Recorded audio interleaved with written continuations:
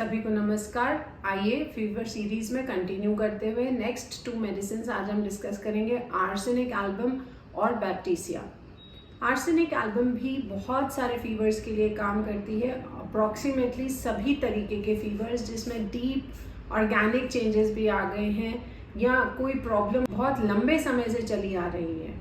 सभी तरीके के fevers, typhoid, malaria, intermittent, remittent, septic fevers में भी आर्सेनिक बहुत अच्छा काम करती है, बहुत अच्छा रिलीफ देती है। ये इतनी अच्छी मेडिसिन है कि डायग्नोसिस से पहले ही आप ठीक हो सकते हैं, रिपोर्ट्स के इंतज़ार करने की ज़रूरत नहीं है अगर इंडिकेशंस क्लियर हैं तो। आर्सेनिक का सबसे प्रोमिनेंट सिम्टम होता है उसकी रेस्टलेसनेस, बहुत ही बेचैन, मेंटली, फिजिकली, कभी इस चेयर पे, कभी उस चेयर पे, कभी इधर, कभी उधर, बस उठते बैठते ही रह रहे हैं, उन्हें किसी भी तरीके से चैन नहीं मिल पा रहा है। बहुत ही एंशियस पेशेंट्स होते हैं, अपनी हेल्थ के बारे में बहुत ज़्यादा फियर्स होते हैं, उन्हें बहुत एंग्जाइटी रहती है कि क्यों हो गया, कैसे हो गया, कब ठीक होऊंगा। ये ऐसे तरीके के थॉट्स आते हैं पेशेंट्स को, और इसके साथ साथ बहुत ही ज़्यादा वीकनेस फील करते हैं, अचानक से बहुत ही वीक, ऐसा लगता है जैसे उनमें बिल्कुल जान ही नहीं है। इनके फीवर्स में पीरियोडिसिटी बहुत ज़्यादा मार्क्ड होती है, हर 14 दिन में बुखार आता है या हर साल बुखार आता है।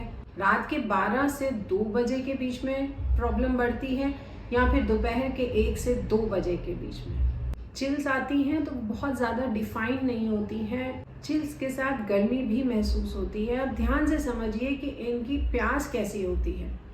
आर्सेनिक पेशेंट को प्यास तो लगती है लेकिन पानी उसे प्रॉब्लम देता है, वो वॉमिटिंग कर देते हैं, इसलिए वो पानी थोड़ा सिप्स में पीना चाहते हैं।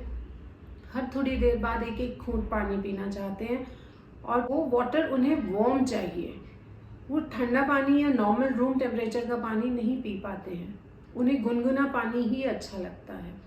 ये सिम्टम, प्यास का सिम्टम इतना ज़्यादा इम्पॉर्टेंट है आर्सेनिक के पेशेंट्स के लिए कि अगर ये सिम्टम नहीं है तो शायद आर्सेनिक काम नहीं करेगी, आपको फ़ायदा नहीं देगी। हीट स्टेट 3 से 4 घंटे लास्ट करती है। उसमें एक बहुत ही प्रोमिनेंट बात ये कहते हैं कि मुझे इतनी गर्मी लग रही है, ऐसा महसूस होता है जैसे मेरे नसों में खौलता हुआ पानी दौड़ रहा है, और इस स्टेज में प्यास बढ़ जाती है। फिर आती है स्वेट स्टेज, ठंडा पसीना और वीकनेस नज़र आती है, बॉडी को टच करने में भी ठंडी फील होती है, और उसके बाद चेहरा फीका, और इस हद तक फीका कि पीलापन भी नज़र आता है जैसे जॉन्डिस हो गया हो।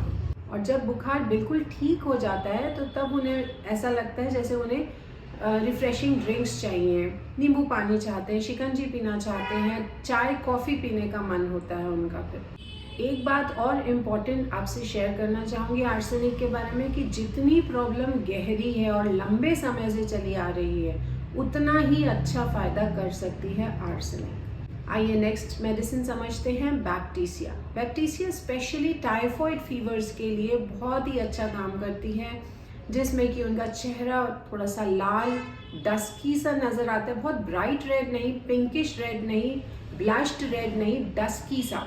फेस उनका बहुत फूला फूला सा नज़र आता है, सूजन जैसी हो गई हो फेस में।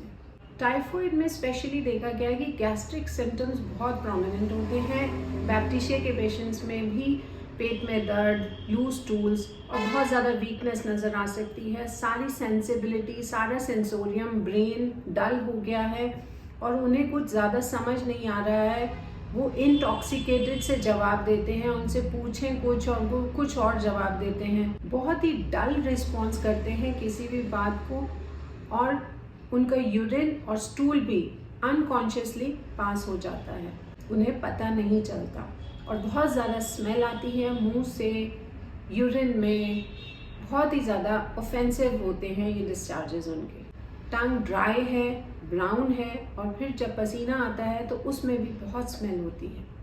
पेशेंट को बहुत ज़्यादा बॉडी एक भी महसूस होता है, पूरे बदन में दर्द होता है, दुखन सी महसूस होती है। और एक बहुत इम्पॉर्टेंट सिम्टम मैं बैप्टीसिया का शेयर करना चाहूँगी कि उन्हें बहुत गरम खाना अच्छा लगता है, और वो बीमार होने से पहले काफ़ी दिनों तक बहुत गरम खाना खा रहे थे, जिससे कि अल्सर्स होने की टेंडेंसी और ज़्यादा हो जाती है। और बीमार होने के बाद उनसे अब कुछ भी नहीं निकला जा रहा, लिक्विड्स तक नहीं अंदर जाए जा रहे, वो बाहर ही आ जाते हैं और वॉमिटिंग हो जाती है या फिर वो निगल ही नहीं पाते हैं, मुंह से ही बाहर आ जाते हैं। और टाइफॉइड की किसी भी स्टेज में बैप्टीसिया बहुत अच्छा काम करती है, स्पेशली लास्ट स्टेज में जब बिल्कुल जान ही नहीं बची है, बहुत ज़्यादा स्ट्यूपेफाइड हैं पेशेंट्स, कोमा जैसी हालत में हैं, कुछ बोल नहीं पाते हैं, कुछ कह नहीं पाते हैं, मुंह में कुछ खाना नहीं खा पाते हैं।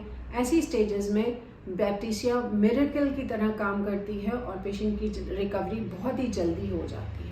आज के लिए इतना ही, नेक्स्ट वीडियो में फिर मिलेंगे, फिर 2 मेडिसिन के साथ। Stay connected, stay healthy.